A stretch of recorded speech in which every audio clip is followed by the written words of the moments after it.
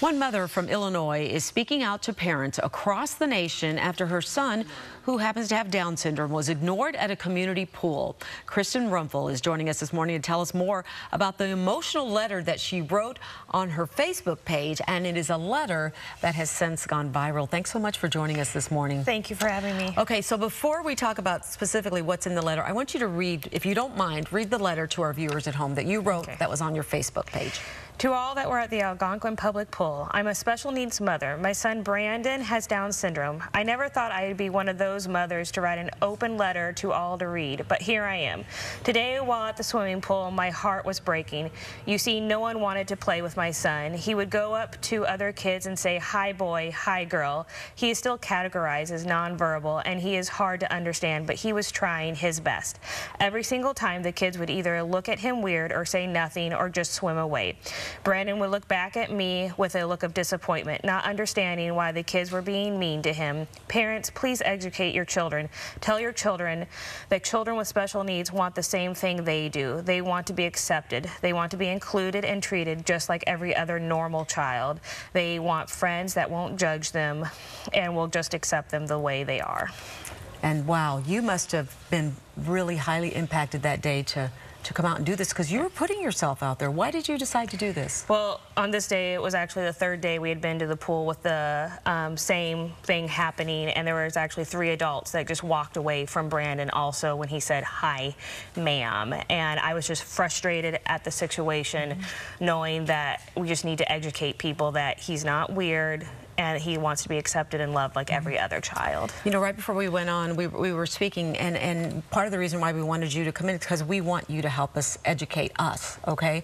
Because I think I said to you, sometimes people don't know how to react. People don't know what to say. What's your advice for every parent out there? Because it really does start with the parents, doesn't it? Right, and that's totally normal. You know, until I had Brandon, I might not have known how to react, but we want them just to treat him like he's any other normal person, and he is hard to understand, you know, but you can ask him to repeat what he's saying, or afterwards you don't know what he said, just, you know, say, okay, you know, thank you for that, or I'm glad I got to meet you, you know, just treat him like he is normal. And you have another child too, you have an older child too, so what do you want to tell parents about how to talk to their children about how to deal with this? Because for children, it can be scary, they may not know, you know, children are a whole different issue. What would you say to your little ones? My little ones, I would say, you know, if you see something different, you know, come ask mommy or daddy, and that we will be happy to explain. And for parents, when you don't know, like, go to Google and research, you know, Down syndrome and get the top, you know, 10 facts. Or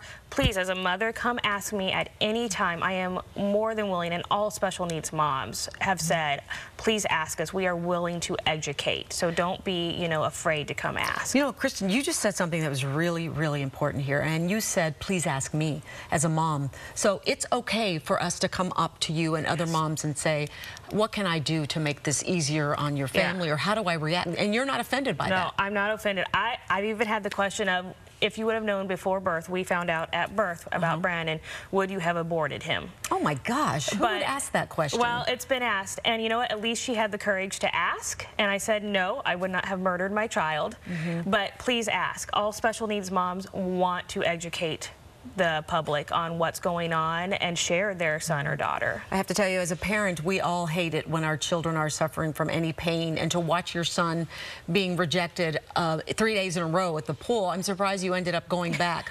But you've turned this into something spectacular, and what kind of reaction have you gotten? Because you kind of joked at the end of this letter and said, I hope this goes viral, please share. Well, guess what? What's happening now? Oh my gosh, the outpouring of love has been tremendous. I've gotten over 100 private messages on Facebook.